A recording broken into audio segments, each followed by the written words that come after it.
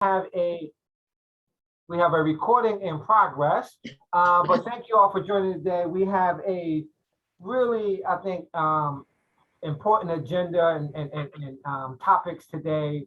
The first part, we're going to hear from our colleague, Renee Dias, around some interesting work, some exciting work that he's leading on behalf of the Prudential Foundation and working with some of our anchoring institutions, the CDCs in Newark, around some very comprehensive capacity building efforts there.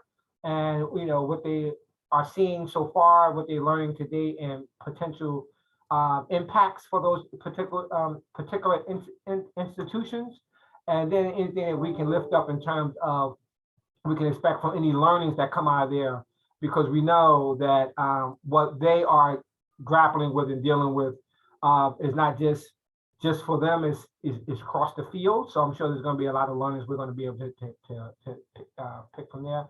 And then later on, Kevin is going to do an update, right, Kevin, on initiative that the mayor has asked his departments and some local nonprofits and other stakeholders to take a lead on. And Kevin's going to give an update on that. We're going to talk about that. So without further ado, I'm going to turn it over to Renee Dias, who's going to walk us through a presentation that he's put together, and then we're going to have some time for questions and answers. Renee, do you prefer questions at the end or during, or tell me what how would you like folks to behave today? You can start me at any point, but I need to do something because I have a guest speaker. Okay. And she doesn't have the link, so let me send it to her.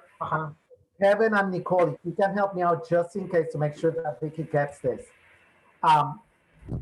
So I just sent it to her, so hopefully it works.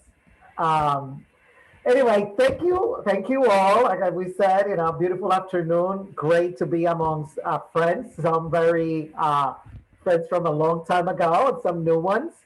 My name is Renee Dias, for those of you who I haven't had a chance to meet. Recording in progress. There's Vicky. I have been with Prudential for 20 years, and I have the privilege now to lead a new portfolio of work that we're calling Nonprofit Capacity and Learning. So as part of that initiative, we launched late last year an initiative that we're calling the Newark Nonprofit Capacity Accelerator. And that is part of our inclusive communities strategy, which is the work that we're doing in Newark. And a lot of my colleagues, Darryl Shore, who unfortunately is going to be leaving Prudential, Tiffany Jackson, who have led that work for us in the past couple of years. And as Craig mentioned, we decided to focus this initiative on the CDCs, the Community Development Corporations in the city of Newark, because as he mentioned, those are the anchor institutions in the neighborhoods. At Prudential, sometimes we get accused of doing a lot of work in downtown Newark because that's what people get to see. But people don't know that we've been funding La Casa de Don Pedro for over 25 years, that we have the ICCC and some of these organizations. We've invested hundreds of thousands of dollars on these partners in the neighborhoods because we know how important that is. So we decided to focus on that group for that reason, because we feel that as the city is getting to that turning point where we keep hearing, things are happening downtown, a lot of new development, we want to make sure that that also happens in the neighborhood, which is where our people live. And we are privileged in Newark that we have such a distinguished group of CDCs. So I'm going to start sharing my screen. Let me know when you see it. Yeah, okay, good. So, by the way, we decided to call it the Newark Nonprofit Capacity Accelerator because at Prudential, we have this the whole body of work that we're calling the accelerator, which is about transforming the way we do business and transforming the way our employees are trained and all that. So I wanted to make sure that our people internally had some connection to what those words means. But The goal of this initiative, by the way, it's a $1 million over 2 years initiative. Um, is to increase what we're calling the core capacities of the CDCs. A lot of emphasis on the financial resiliency and sustainability of the organizations. And to do this, we are implementing this accelerator program. But again, it's not just the money that we're putting out, it's who we're bringing to the table and how we're doing that work. And so part of that is we decided to bring together a group of management support organizations, MSOs, providers of training and technical assistance, what we can consider to be the best in what they do to really focus those efforts and provide that assistance to our nonprofit partners. And I will tell you who they are. But the other layer to this is how we are using Prudential's talent. So we are taking full advantage of some very senior people, but also leaders across the enterprise to really leverage those resources to work together with our nonprofit partners. I mentioned that we got this grant approved late last year, and we took the first phase, the first few months to really design this. As you may know, we know of a lot of capacity building initiatives where we ask nonprofits to go to X number of courses, do this, do that, and then at the end, some hoping that something happens. We wanted to take a different approach, and we wanted to really understand what were the needs of the nonprofits before we put everything together.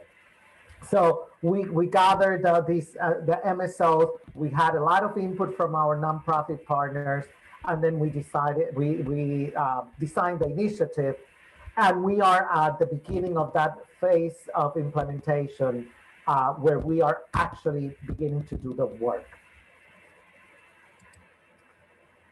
So the grant, the $1 million grant went to NFF, the Nonprofit Finance Fund, friend of ours in the city of Newark. They have done amazing work with our support and many of your support as well. As you know, they focus on the financial sustainability of nonprofit organizations. But they're also acting as the convener and the organizers of this group. And on the top, you will see who are some of these external partners that we decided to bring together. Some new faces to Newark, by the way.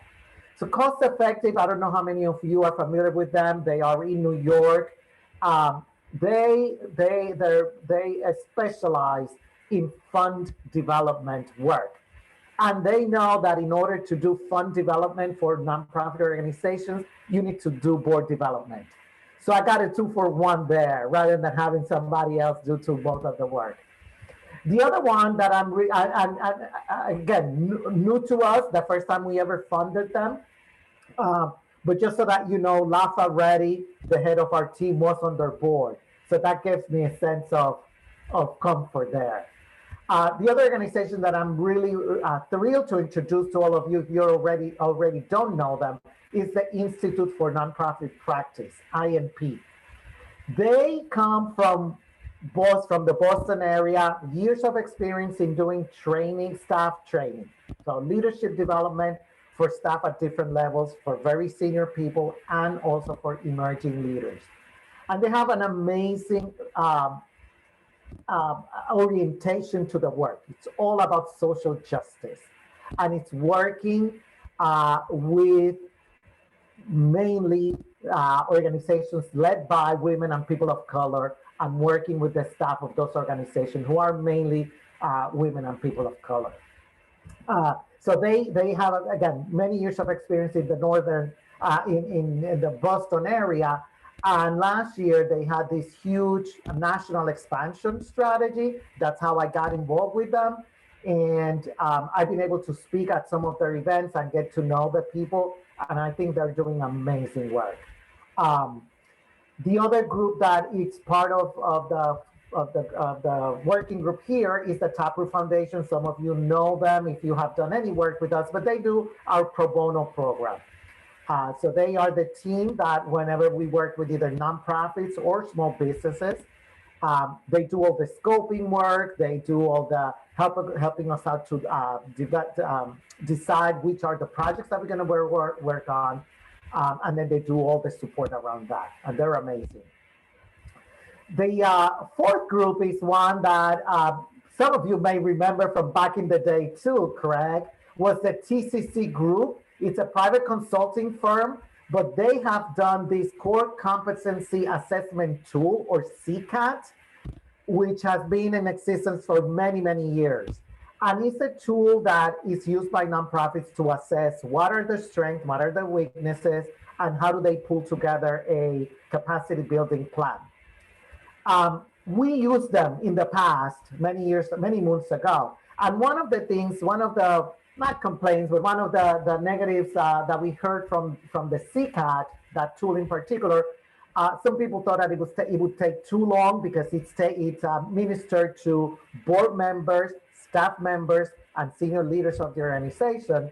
And also that to get the results, it was sometimes difficult for the organizations to grapple what to do with that information.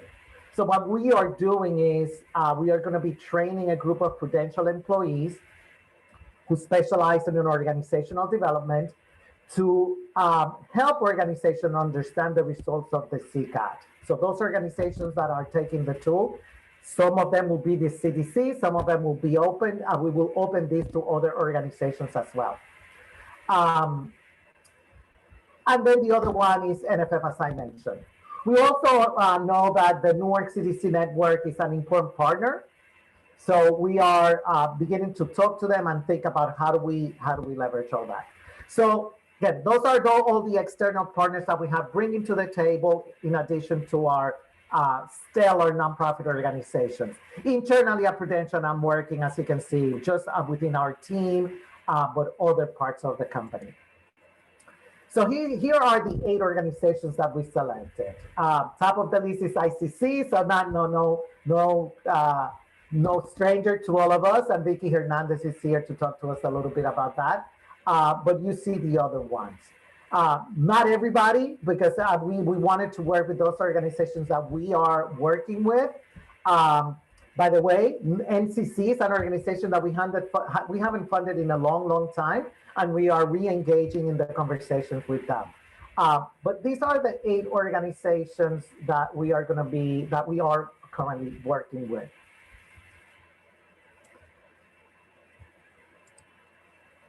So what are they going to get? And let me start here. So the approach was really understanding what were the needs of the organizations, and then build around them a capacity building plan, for lack of a better word, that it will include some consulting, some grants, some peer learning, and some learning opportunities, in addition to the pro bono work that we do. And so there are going to be, again, learning trainings of some sort. The first one actually is going to be led by Cost Effective around storytelling for fundraising purposes. That's an example of what we're thinking about. We're also thinking about bringing Prudential's talent organization, the HR group, to help the nonprofits really think through what we call this accelerator, or the jobs of the future, how to train and retrain or think about talent development within their organizations, which is, again, something that we are trying to figure out as a multinational organization. So it's not that we say, this is how you do it. We're going to say, this is what we're thinking about. This is how we are, trying out some of these things. So, and then there's going to be some very specific skills building workshops, particularly around, for example, financial management. And we have different layers of the nonprofit organizations engaged. Of course, we're working with the top of the house, the CEOs and the CFOs, CEOs, COOs. But we want to make sure that we offer opportunities for others within the organizations to learn as well. They're also going to get consulting, short-term and long-term consulting. By the way, they decided. They decided what they want to go work with, who do they work with first. It was all driven by them. So they might get some long-term consulting from Cost Effective, and then a short-term engagement with NFF, for example. And Vicky can tell us what she chose too, because I don't know a lot of these things, because I'm trying to stay away, but close enough. There also are going to get a lot of, like I mentioned, through engagement for Prudential Associates. So that's CCAT facilitation, the pro bono projects that we do. And one thing that we're really, really excited about is that we have at Prudential a program that we call the Enterprise Executive Development Program that is for the second layer from the top of the house. So if you think of the CEO and his direct is that next layer of people who will eventually become the next head of HR, the next head of law and compliance, the next head of strategy and marketing. So that group of people are going through a 2-year training program. And as part of their experience, we ask them to partner with a senior executive from each of the organizations. So in Vicky's case, Vicky Hernandez is being paired with a woman who will probably be the next head of HR for Prudential, who so happens to be named Vicky as well. So we pair the two Vickies and just instead of in a partnership. We didn't call it mentorship. We didn't call it coaching. It's just a relationship for both of them to learn from each other, to bounce ideas from each other. As you all know, I come from the nonprofit sector. It is lonely on the top. So let's give them some TLC to especially our senior leaders in those organizations. Somebody who, as a matter of fact, somebody from one of the organizations, one of these very senior people who has led international businesses, is leading the international expansion for Prudential, came to me and said, I want to learn from you because I don't know about this nonprofit sector stuff. So is that level of humility that our people can also bring to this role? And then they're going to get money. So in addition, most of these organizations, we are in the process of processing 2-year grants. Some of them are getting general operating, some of them are getting program support. But so that's our regular grant making to them. But in addition to that, they got a little bit of money at the beginning just to help us design the program. And now they're going to get another $45,000 to use it whatever they want to use it for. Because we know that a lot of these efforts take time and take money.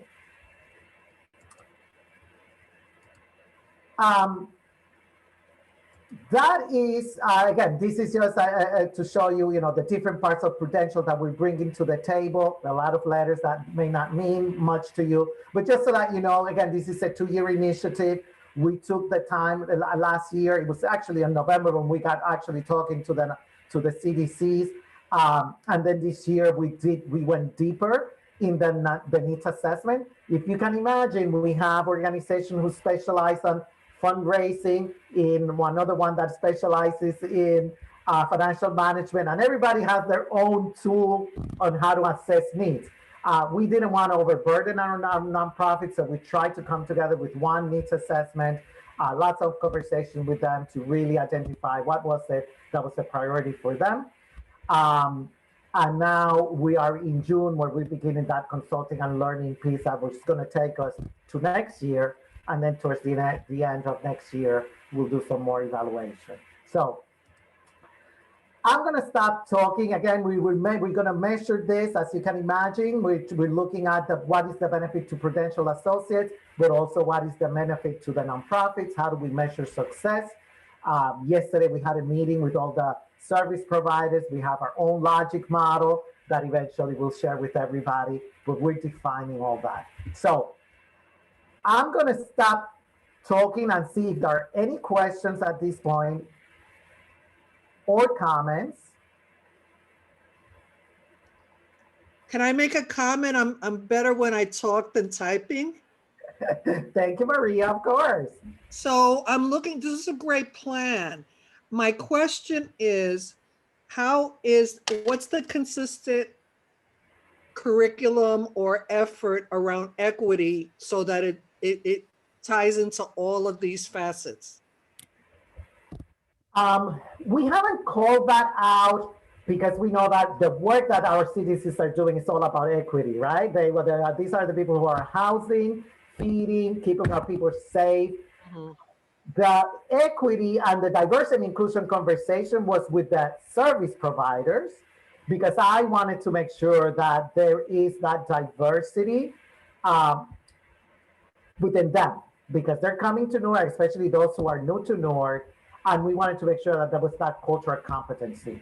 But I don't know, Maria, if you have any thoughts, we would love to entertain what specifically would you think about, or any comments from anybody else around that.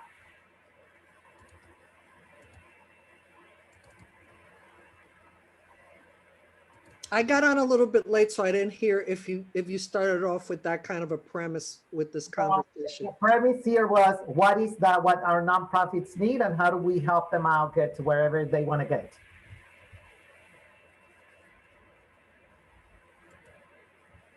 Okay, well, if there are no other questions. Oh, sorry, there is one question in the chat from Marcia Renee. She was asking about the $1 Million Initiative. Is it $1 million in grants plus work, or is the whole price tag? That is. I think that Renee answered that after I put that in the chat, because he said there were $45,000 grants. Gotcha. Okay. Yeah, that's the price tag of the initiative, and included in that is the money that we're going to give to the nonprofits. So again, I wanted to bring somebody who's going through the program now. We just started, just getting started, but I also wanted to bring specifically Vicky Hernandez, who I hope that all of you get to know if you haven't, if you don't know her yet. But she's one of those terrific leaders who just came, taking Joe De La Fav's spot and is doing an amazing work. She started her new job just as the pandemic was hitting, and has done, what most of organizations have done, which is pivot to get the work done. But as she was doing all that work, Vicky kept thinking about her organizational. She did a good assessment and what is it the organization was looking for. So from my initial conversation with Vicky, I knew that this was important to her. So I wanted to bring her in, and if you don't fund ICC, please do. If you do, now you have, or any of them, now you have other points of conversation, right? Now you can talk to them about their capacity building needs and what is it that they're working on. So, Vicky. Thank you. Thanks for the plug, Renee. I really appreciate it. I'm going to ask, Kevin, can you make me a co-host? Because I have a presentation that's not nearly as good as Renee's, but at least some pictures to sort of frame the conversation a little bit.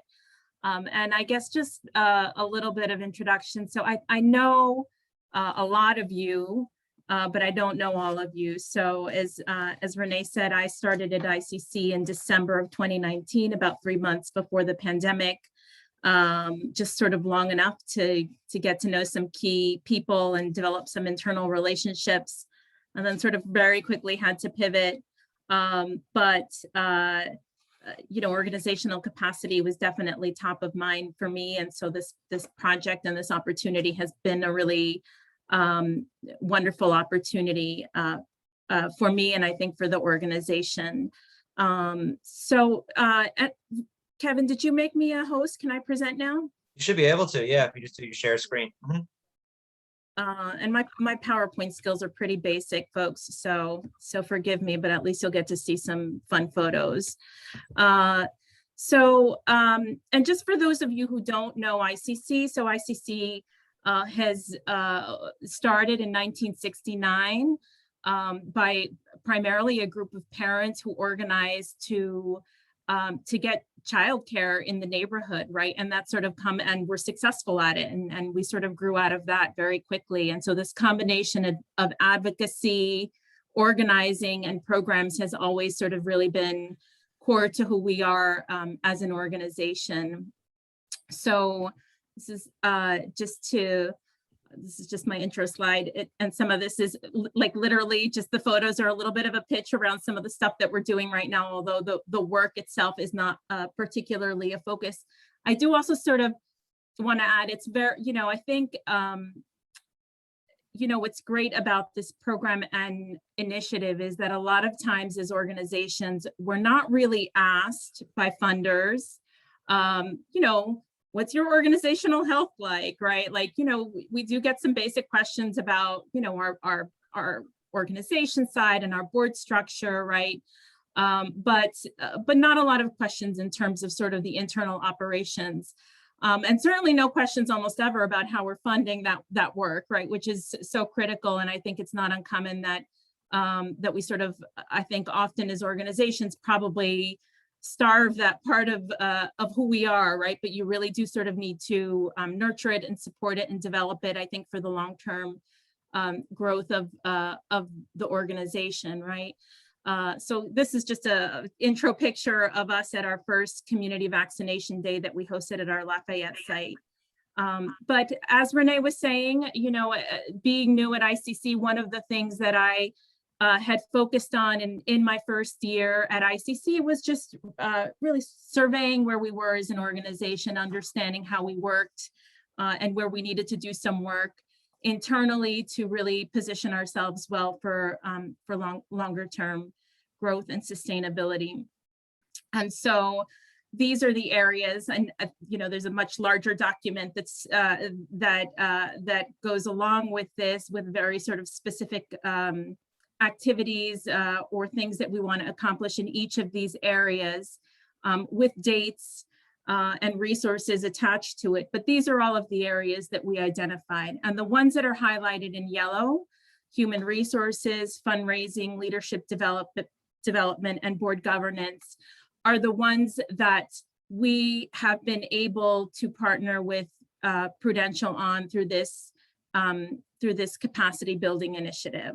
So it was really incredible timing, because honestly, I don't know that we would have had the resources to be able to focus on these things without that support.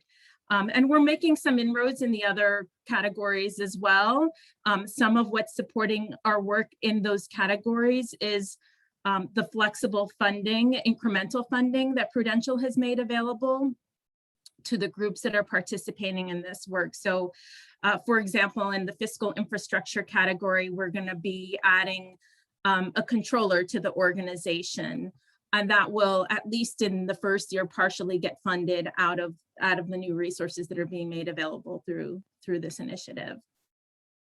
So I'm going to go through the couple of categories that we're working on with Prudential. On fundraising, we are partnering with Cause Effective. So that collaboration really just started, but already it's been really exciting. I get very excited to talk about fundraising. I really started my career doing fundraising, so it's an area that I'm very interested in and enjoy doing. But it's also an area where ICC has some real capacity issues. So although we have a universe of really loyal supporters, you know, we don't have a lot of internal capacity or formal capacity. I would say we have a lot of informal capacity. Everybody's a fundraiser at ICC because, you know, we have to do it, but it's really an area where we need to sort of formalize and grow.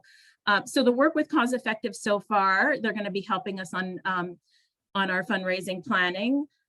They have already started working with us in identifying our gap areas or our growth potential areas, and are doing fundraising research for us, right? Prospecting for us, and looking at our existing universe of donors and seeing, you know, is there additional capacity there that you should be trying to tap into? So that's really wonderful, because honestly, I don't know that we would have had the time or bandwidth to be able to do that work. So so really exciting. And I just showed some of the pictures here of just areas where, you know, we could use additional resources. So our early Head Start program, you know, I think you can't, our early childhood program is synonymous with ICC. And, you know, and yet it is it's a resource gap area for us, right? So, so that's an area we're looking at. You know, we have money right now for our food relief work, which has largely come out of the pandemic, right? But how do we sustain that after those resources are gone? Working with us to try to develop a plan around sustaining that work. Our after school programming and sort of helping us to fill a gap there, right? Because the funding that we receive through Program for Parents really isn't enough to sustain the program, right? So so those are just some of the areas that we're looking at. And I got really excited when I was telling them about our capacity needs our capital needs. And they said, you know, there's a lot of capital money out there. You know, we can identify potential sources of funding for your capital. I told them about this beautiful early learning center that we have, and then said, and we have a trailer, and we have a building that we own outright, but, you know, was a supermarket and is in, you know, need of some TLC, right? And so was just really excited that they were able to do the work to try to identify other sources of funding. So, and if I may add, Vicky, the other thing that I like about cost-effective approach to the work is they're already looking at national funders, because looking at what of this work has national implications or models that they can bring other funders to the table. The other area that we are working on is in human resources. We needed to develop a new performance management or performance evaluation system. What we had, nobody liked, nobody was using it. It was not a particularly effective tool in terms of developing people, really. And so we have a team of Prudential executives that are working with us, you know, through the summer and into September to develop a performance planning system that will work for our organization. So, and you know, you have this fun picture here. This is mostly our staff at one of our food distributions, but ICC has anywhere between 110 to 150 staff. It swells, you know, during the summer months because of our youth programming that we do, our summer youth programming. But, you know, we're a large organization. We've got about a $10 million budget. And so there's a lot of people, right? 150 people, inevitably you're going to have HR issues that come up, right? And so having support in that area is really super helpful. So we're excited to be partnering with them to do that. The other area that we're working with Cause Effective on is board development. So I have a picture here of, this is Johanna Murak, who's one of, I think Johanna's been on the board definitely over 30, it's somewhere between 30 and 40 years. So very long time. And June, one of our founding board members. And so, you know, we have this sort of combination right now of a board. We've got 10 board members. 5 of the 10 board members started in January of 2021. So that was a large part of my focus in the fall was, you know, working with the governance committee to identify and engage new board members. And then we have a cohort of board members who've been with the organization for a really long time and, you know, worked very closely with the former executive director, you know, over his nearly 30-year tenure within the organization, right? But, you know, as I said before, I'm not new to working with boards, but I'm certainly new to working with a board in this capacity as an ED, right? And so this is a really great opportunity to work with Cause Effective and the board to just kind of hit the reset button, sort of take a step back, you know, assess the board's own, how they've been functioning, I think work together to set a new agenda around how we want the board to be structured and how we want to work together moving forward. You know, the other things that we'll look at, and we did this to a large degree when we were identifying new board members to bring on in this sort of last round, was really looking at the knowledge and resource gaps that the board and the organization have so that we can identify and continue to cultivate new board members. So that's our work with Cause Effective, and we will likely do a board retreat with them in September. So that's kicking off at our next governance committee meeting in 2 weeks. And then leadership support. So Renee talked about how he, you know, he partnered me with Vicky Walia, like this superstar. Like, you know, I looked up her bio and is like incredibly impressive, right? I use this is a picture from my vacation. we vacation in Rye, New Hampshire, which is on the beach, and we've been going there for a really long time. And it was just sort of this moment where it was just really, really cloudy. And then suddenly, it rained and the clouds broke and the sun started shining through. And, I think the point that Renee made about being a nonprofit leader, and it was one that I was not entirely ready for, was that it is pretty lonely at the top. It can feel pretty dark at moments. It's certainly going to feel pretty dark during like an unexpected pandemic. Nobody could have prepared me for that. Nobody could have given me the playbook for that. But I think just in general, I think running or trying to lead a large organization, is gonna be challenging at times, and you're gonna have your ups and downs. And so, my collaboration with Vicky Walia recently started. Our CFO was also partnered with a senior level executive at Prudential. I'll say that I had one meeting with Vicky so far, Renee, and I presented two pretty big problems to her, and she sort of had a very sort of, she was very effective in just giving me some really thoughtful and direct feedback, which I really appreciated. So I won't get into the specifics of what it was, but I just want you to know it was, they were some meaty things we were getting into in those 45 minutes. So I was grateful to have that collaboration. And as I said before, the financial piece, the resources that are needed to really sort of address some of the capacity needs that we have as an organization. I love who we are. I love what we do, and I want to, build on our ability to continue to grow and develop as an organization. And I think addressing those organizational capacity needs are absolutely essential. And I think it's often the stuff probably that gets put on the back burner because we're all so busy as nonprofit leaders, just trying to meet the needs of our communities. But you start to I think you need to address them, right? You need to be focused on them in order to be able to continue to do that more effectively. So that's all I have. I'm happy to answer any questions you may have.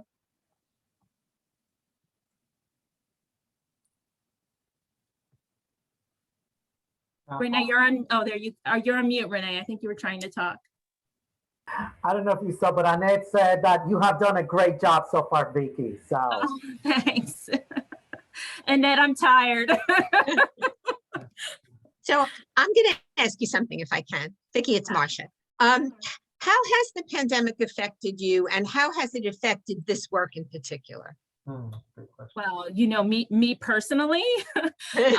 No, I mean, the organization. Well, listen, I'm just going to say, like, I can't sort of take the personal out of this because I've been like mostly working from home and not trying to be on site. My kids, finally finished school yesterday, right? So, it's been a rough year, right? Like personally, it's been a rough year.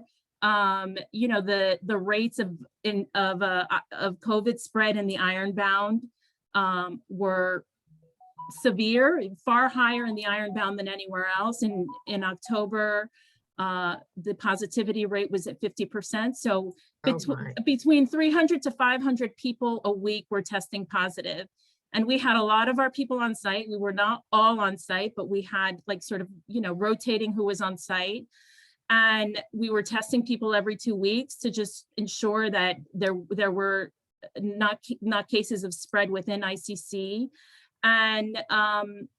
And people were always coming up positive. I'd say only in the last 6 weeks, as the rates of COVID infection have declined, have things really stabilized. And for me as a nonprofit, I can't speak for everyone else, but for me, I mean, I was incredibly afraid, right, that people would get sick on site, that, how would we continue to do this work safely? How would we keep our own people safe? How would we keep our community members safe? So that, I think I probably would have moved much more quickly around the organizational development work. I certainly would have had it not been for COVID, right? Because that was just constantly, on my mind, right? Like I was in constant communication with our HR person every time somebody got sick or every time, we had an exposure and had to quarantine people, right? So it was hard, and it certainly impacted the work, right? I mean, our work has always been responsive to the community historically, and we continue to do that.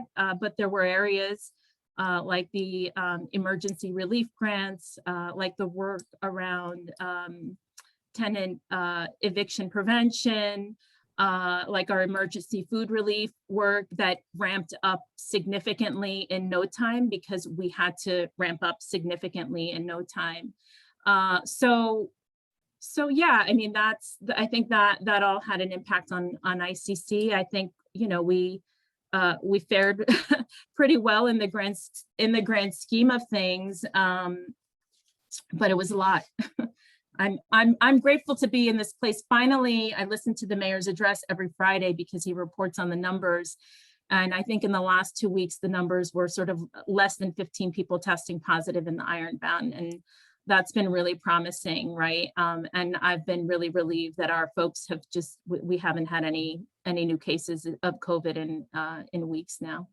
Really glad to hear that. But it sounds like it hasn't changed your perspective about how you were going to approach this work with Prudential. It's just delaying things and making things more difficult. That's really yeah. I think all of those things that I listed in this first slide around the areas of focus, those would have all been the same. I think probably like anything, a crisis probably crystallizes where you need some work, right? And I think some of this I had started to assess, like, early on, very early on. I think by certainly the fundraising piece, I knew where our sort of weak spots were there, within a couple of weeks, right? I think some of these areas took longer to figure out, but yeah, I think it's mostly just sort of inhibited our capacity to move more quickly. But I don't know that all of this requires money and an investment, right? And that's also, where Prudential is making a big difference, right? Like, I don't know that we would have moved faster if we didn't have the resources to put into it, right? And the resources are coming through Prudential for this initiative. Thanks. Yeah. This is Craig. I have a question for Vicki and for Renee. I think this is great work, particularly now as we're seeing the CDC leadership go through a lot of changes. How do you see this work helping you all build relationships so you all could be a stronger cohort beyond this engagement with Prudential and driving some of the key things that we all want to see happen in the city? Just curious about, has some of that come up so far? Vicki, can you stop sharing so that we can see? I would love to hear your perspective on that. I have a point of view, but I would love to hear Vicki's before I speak. Yeah, I'll just mention, Craig, early on in the pandemic, several of the nonprofit ED leaders kind of started meeting organically.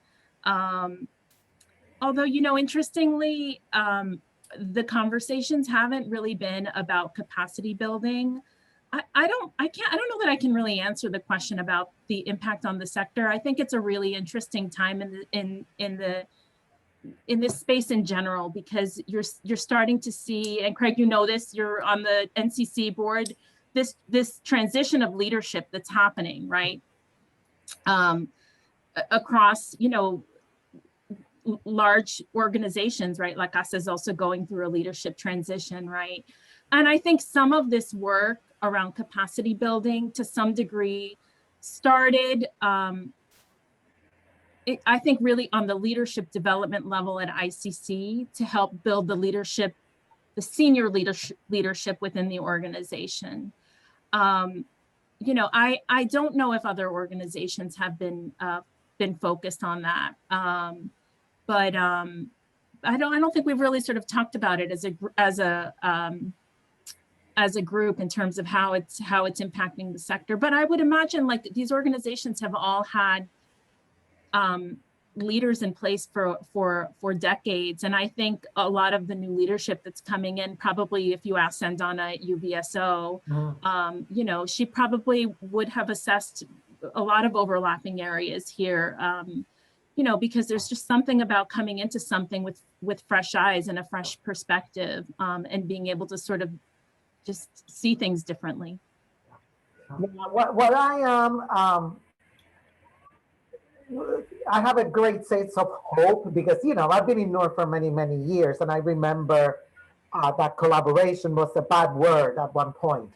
And I'm seeing that changing, and it's due to the new leadership, people like Vicky and Sandana and all of them who come with a different perspective. So I'm hearing a lot more about what can we do as a sector.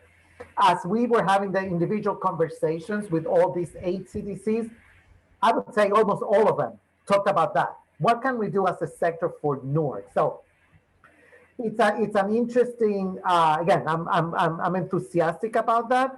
Would love to have a conversation with you all, especially Victoria, once you have your strategy out to see how can we help, you know, the sector, because right now they are coming together as a cohort. Unfortunately, you know, doing these things through Zoom, it's not the same as bringing people in person where we can have these very meaningful conversations, but we will. Because we know and we see the collaborative of the CDCs coming together as a place where we can begin to have those conversations. But I know that from, you know, Shanae's perspective, our perspective, this is beyond just the individual grants. It's about the sector and the city of Newark. And we'll see. We want to get them stable, get them stronger, get the new leadership in place. As part of our return to work strategy, we're beginning to think about how do we continue to highlight our nonprofit partners. And we're getting new employees from different parts of New Jersey, the area, that are going to be now having to travel to Newark. And we want to introduce them to these organizations and introduce them to the work. And so we're beginning to think about, but we are hopeful that we can do something as a sector. And if you think about the work that especially ICCC is doing on policy work, around housing, how do we also empower some of the other organizations to do something similar? I wish I had more money and I can give them money so that, you know, we can do a train the train or something like that, so that what Vicky's doing at ICC can be replicated in other organizations. Because I think it's just critical. And as you all know, you know, these rental, this eviction could be very detrimental to a city like Newark. So. Any other questions or comments for Vicky and Renee at this time from the group? I'm just going to say bravo, Vicky. Keep up the good work. Yes, yes. We Can salute I you. ask one thing? Just when you started, Renee, describing the initiative as with the focus on neighborhoods and the companies thinking how important it is that capacity and filter into neighborhood organizations, neighborhood initiatives. Vicky, you can chime in. How, and you allowed organizations to say to you, this is what we need, this is what we want to focus on. But is there a way that you're thinking about that? I think it's just so critical that we lift up capacity in neighborhoods, that neighborhood organizations and residents can grow and be strong to support the communities, local communities. Did you think about that much? Or Vicky, as you go forward and try to come out of the pandemic, are you thinking about bigger or different kind of reach? You mean a bigger reach beyond our neighborhood? Just the strength. What, you know, do you have some kind of bigger picture to accomplish? Listen, I wish I could answer that question right now. I think our focus has really been being responsive to the pandemic, and I think positioning ourselves well for growth beyond this, right? Whatever that may be. I do want to sort of respond. I do appreciate, and I said, you know, I push back to Renee early on. It might have been in the first conversation, which was like, I think it was like, well, what if we don't like the resource you're offering? Right? Like, what if you're offering a partner or a resource that's just not a good fit for us, right? And he said, well, you know, we'll figure something else out. We'll get you what you need, essentially. And I just want to say thank you for that, right? Because it's just like, you know, we didn't want to sort of get stuck with a resource that just wasn't going to be a fit for us, right? And so the flexibility to be able to sort of pick and choose, we could have picked and choose, we could have chosen other areas, but we didn't, right? And so, but that flexibility in this process of sort of trying to narrow down what were the best areas of support was really helpful. But it was Lisa who asked that question, right? Yep. Yeah.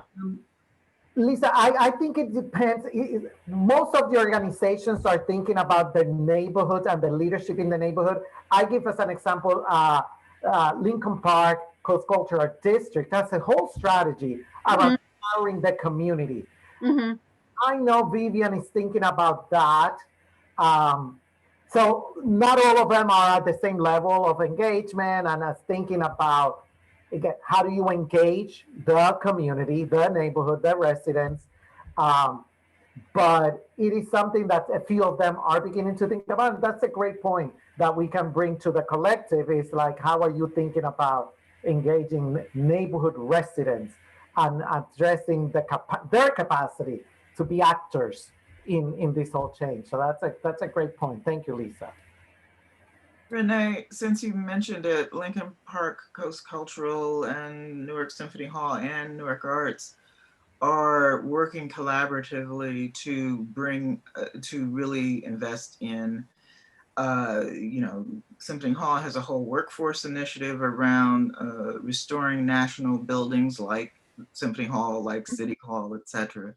And then Lincoln Park Coast Cultural has its own first time pilot training for real estate development to try to get people in the neighborhoods to be able to buy up.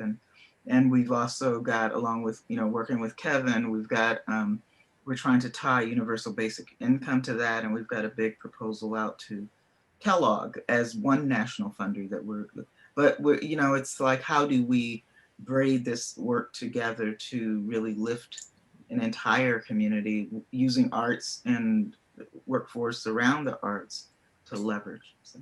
Yeah, no, and again, Anthony, they're going to have some training programs, some leadership development for residents. So that's part of their approach to this work. So thank you, Regina, for that. Any other comments or questions?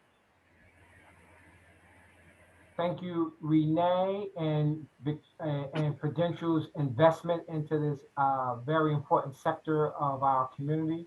I think the benefits are going to be multiplied and really serve the agencies and the residents that they serve. So we look forward to that. And Vicki, thank you for all that you and your organization is doing, and the Ironbound and beyond to really push for and fight for those residents, but for people, right? You're fighting for people, you know, and not just for Ironbound residents, but people, particularly in Newark. So we thank you for your leadership and your board and all the work that you all have been doing for a long time and during this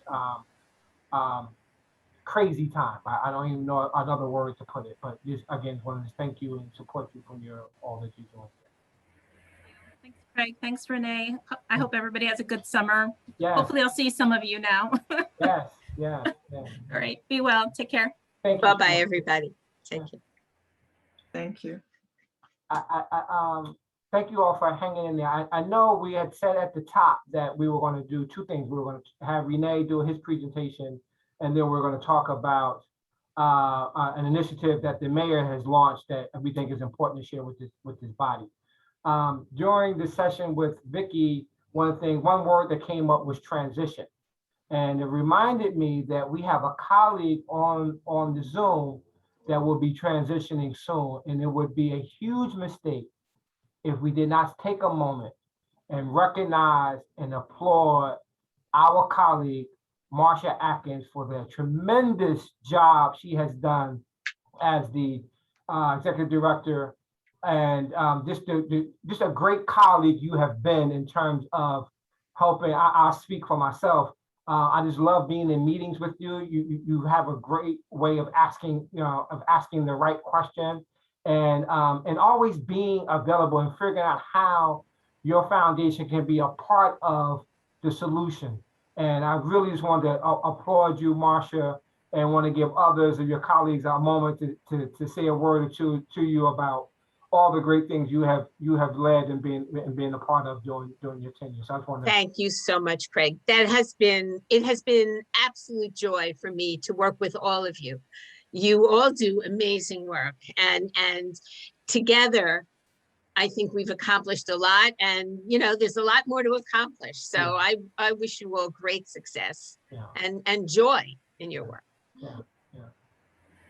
Others, if you want to take this time to say something to our dear colleague, feel free. I know some of us may be doing that individually, but this is an opportunity. I know Kevin may have something. I think Mr. Weinrich may want to have a thing or two to say, but feel free for others to take this opportunity. I want to echo Stephanie. You've been an inspiration, Marcia, and Craig. It's not only how she asked the question, but how she advocates for the right people. So, Marcia, thank you, Maria. Thank you. I've learned a lot, and it's been a joy working with you and an inspiration. So thank you and good luck. Have a wonderful time. Thank you very much. I've had a chance to work with Marcia in different roles, right? On the asking side and now as a colleague in many ways.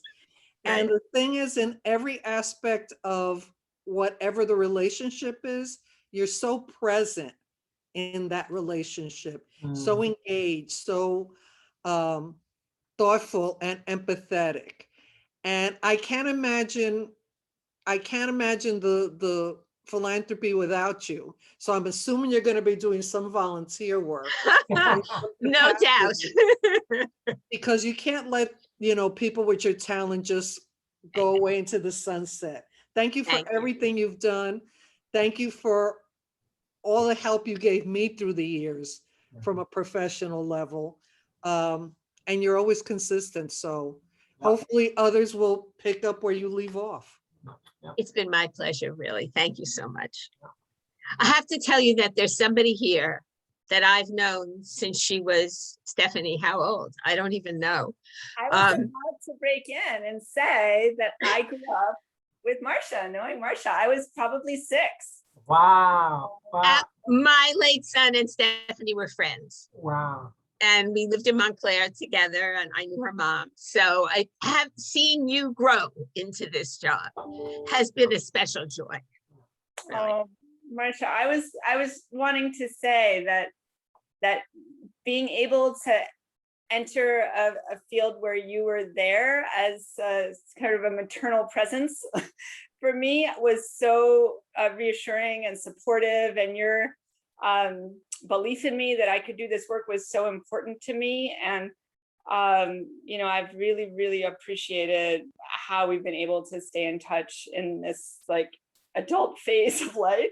And, and just really wishing you so well in this next phase, and just I hope you know that you are leaving many riches, personal and professional. Thank you, and I look forward to hearing great things, more great things. Okay. Yeah, I just want to add in, thank you, Marcia, for all of your support over the years. You've always been a great sounding board and there for me. So thank you so much. I really enjoyed working with you. My pleasure, Kevin. It's been great. It's really been. And on behalf of CNJG, all of your work that you have put into our efforts, so serving on the board, serving on governance committee, human resources committee, member engagement committee, audit committee, dues increase task force, public policy committee. Did I do all that? Not all at the same time. No. Investment forum. Investment forum. And the investment forum. Yeah. Right. So, truly you have had your mark on our organization, and you will be missed. But we appreciate everything that you have done on our behalf. Oh, my pleasure. Thank you. I just want to say on behalf of the club of folks who have once worked at the Healthcare Foundation, which you'll be joining shortly. You know, it's just been such a joy. I've just learned so much from you, watching you, just watching your passion and your advocacy skills, and you get things done. It's been such a joy. Thank you, Irene. And look where you are after the Healthcare Foundation. I mean, it's been an amazing growth for you. So it's fabulous. Marsha, it's been a real pleasure to work with you. You've been a wonderful colleague. And as I said in the chat, you really care about everything that really matters. Thank you. Thank you, Annette. And we got white together, you and I. That's for sure. Yeah, for me, Marsha, I really appreciate your willingness to always collaborate, lend your guidance and opinion on grantees and our priorities. So I'm gonna miss you too. Thank you. Thank you very much. You all have lots of great work to do, and I know you're going to do it because as a team and as individuals leading your own organizations, you just do a wonderful job. I think Newark is extremely lucky to have this community of people who care and who work hard to make things happen. So ever onward. Enjoy. Thank you. Thank you. I think on that note. So on that note, it's hard to follow up on that note. I'm going to turn it over to Kevin to try to steer us into a conversation around some new initiative that the mayor has really put forth an edict to his departments and to some local partners around making sure that this is the safest, and I'm gonna use this word, funnest summer possible for Newark youth and families. So Kevin, I'm gonna turn it over to you. Sure. Thanks, Craig. And I appreciate just a couple minutes so that everybody's briefed on what we're calling in the city, what the mayor is calling Back Together Again. And so I'll share my screen just for a minute because we have there's a logo for it that you can see here. And, you know, a lot of the summer programming will really be built around this theme. All of the summer programming, everything that happens in the city, we're hoping is really built around this theme, and we've sent it out to our partners and want to make sure that everybody is really using it. Just in case I break out for a minute, I'm having some wonky internet issues, so I apologize for that ahead of time. So, you know, I did just want to show this backdrop. You know, I pulled this from a couple of days ago. We're seeing around the country just, you know, a very tragic increase in gun violence. And, you know, while we're not seeing it to the extent that other places are seeing it, we are seeing it in Newark. You know, violence is increasing. And so about 2-3 weeks ago, the mayor pulled a group of people together, handed out this map at the Department of Public Safety, and, you know, said that these neighborhoods, particularly the neighborhoods in yellow, are really the neighborhoods that he wants to focus on this summer. These are the places where we're seeing the most increase in violence. I will make sure I share this. I've shared it in some other settings, but this is really for all of you on the meeting. You know, if you have grantees working in these neighborhoods, if you do work in these neighborhoods, these are really focus areas where we're seeing an increase in shootings, an increase in murders over the past few months. And so while Back Together Again was always going to happen and was always going to be important, because this is a summer where we're coming back together again, and we need people vaccinated, and we need people safe, and we need kids ready to go back to school. This is really heightening the sense of urgency around it. And in fact, tomorrow, starting at 2, the mayor is taking out a whole bunch of his city staff and department leaders to walk in each of these neighborhoods and really start to identify and address some of the issues that they're seeing.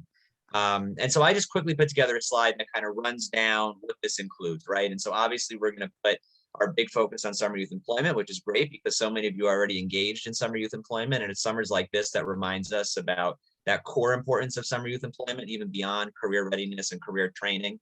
It's really having kids engaged in the summer and giving them incredible things to do, important things to do.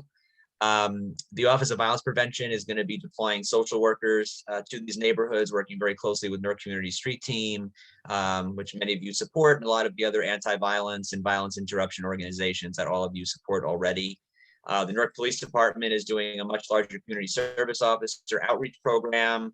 They have a contest going on with community service officers to come up with the best community engagement strategies they can think of. They're actually doing public roll calls and just doing a lot more to try to be as transparent as possible. We're going to expand our summer fun in the city activities, and we're really going to be focused on our park activation.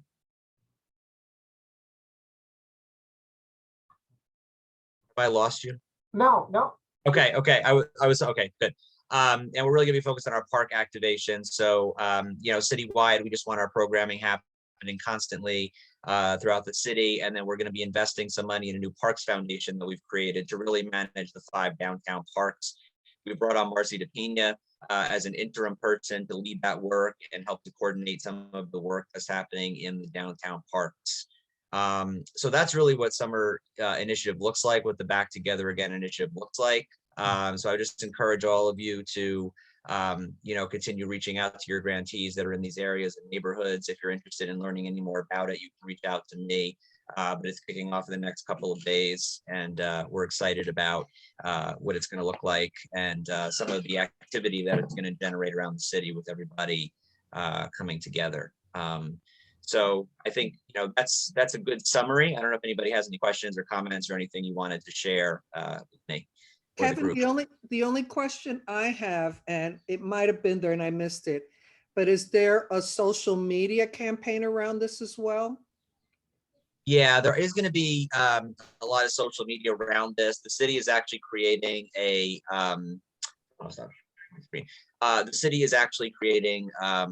a web page that will be a calendar of events happening, and they'll be pushing a lot of this on social media. They'll be using the hashtag Back Together Again. So there will be a social media campaign involved as well. And they're doing some youth contests and things like that that will be on social media as well. So that will be a major part of this. I guess I was thinking since TikTok is so popular, that maybe there's a way to kind of build a TikTok campaign around Back Together Again. Do you volunteer to be the TikTok person? I'll be in it. I'm not shy. I'll be in it. She'll be the spokesperson if you write the script. Yeah, they did some Instagram, I think they were doing some things on Instagram, and yeah, so that's definitely a part of it. And I think, what a lot of the partners are actually excited about is, we've been talking about a common calendar forever in the city around summer. And so, I think one of the things that this is really encouraging us to do and getting us to do is really create that common calendar that shows everything that's happening across the city, and really gives people an opportunity to, access it through partners, city events. It's not going to be in silos anymore, which I think is a great outcome from all of this. Are there going to be any kinds of street festivals tied into this as well? Oh yeah. So we're doing a streetery program. So there's going to be 7 nights over the course of the summer, where they're going to close off in different neighborhoods, streets. They're going to have, the restaurants open, outdoor dining, musicians, things like that. There's going to be a poetry series at City Hall. Both of those are actually supported by our Newark Community Impact Fund. So thank you to all of you who give funds to that, as well as some of the summer fun activities that we're doing. We have about $50,000 together this summer for the Summer Fun in the City initiatives, which is really a big help as well. So yes, all that will happen. I was just going to say that years ago, and Renee will probably remember this, or all of you have been there for a while, when we had a spike, I guess in the 90s, with a lot of crime and gangs, that there was a lot of investment in having poetry jams to get community young people to get involved in writing poetry and presenting it, that dealt with, anti-violent messages. It was very, very popular. Call out Tariq Best at the Hub. I mean, that's his forte. Oh, yeah. Yep. Yeah. Yes. Oh, sorry. I don't know if I don't want to take us away from this thread if there's more on this. I had one other thing.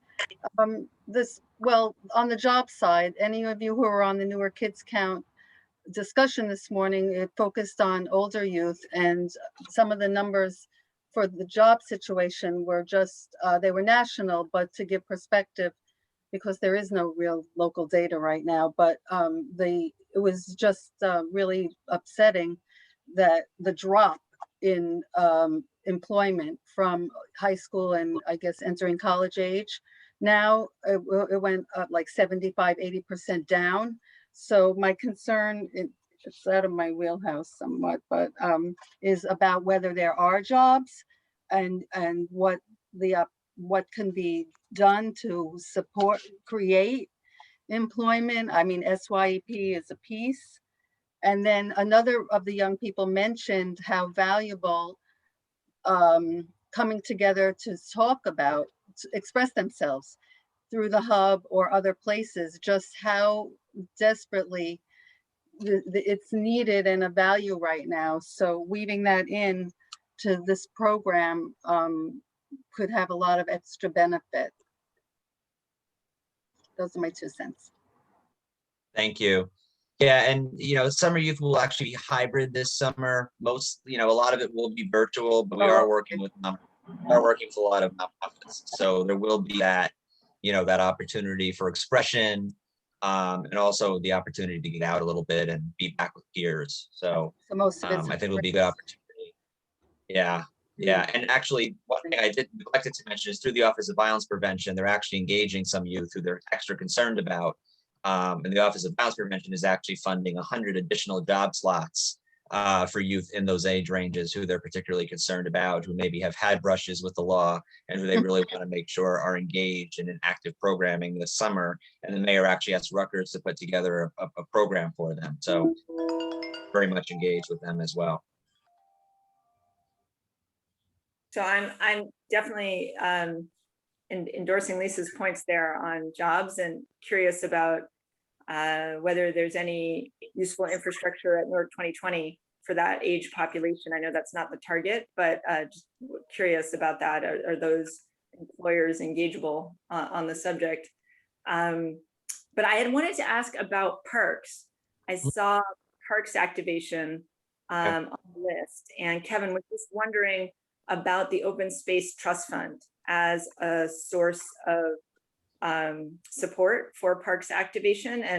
And just kind of, I know a bunch of us were part of the effort to pass that, and there's been this sort of ongoing concern about the transparency and community involvement in allocation of those dollars. So, I mean, this, I think could be a ripe opportunity to make kind of good public community use of those funds.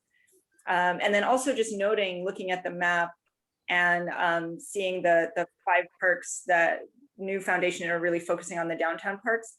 I think United Parks is one which focuses on the non-downtown city parks, could be a really great partner if they're not already looped in. Absolutely. Yeah. In As fact, Mike the Trust, I'm sorry. I was going to say, as Mike the Trust for Public Land, which does such a good job doing community focused to design parks. Right. Maybe they could be a good thought partner in this initiative. Probably not money, but maybe a thought partner. Yeah. And we did put Donna Kirkland on our downtown, on our City Park Foundation. Obviously she's a great resource. We are focused definitely citywide. The City Parks Foundation was, necessary because we're seeing growth in our downtown parks, and we want to make sure that a lot of that is coordinated, but it's not at all at the exclusion, obviously, of what's happening in the rest of the city and the rest of our parks. And any calendar we do would be everything combined, everything in the city happening combined.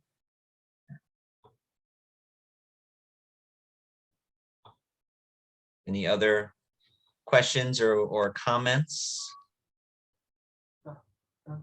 And Clinton Hill Community Neighborhood Group is also included in that. I know they have a big park that was activated, I think, just recently for Global Music Day. Mm-hmm. Yeah, we are working with them. Mm-hmm.